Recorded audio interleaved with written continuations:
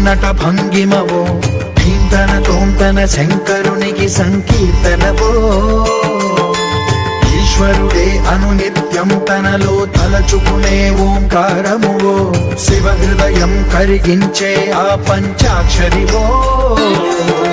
నీ మదిలో మహాదేవుడినే కొలువుంచగా కైలాసమువో అతని పాదము చందన వెలిగే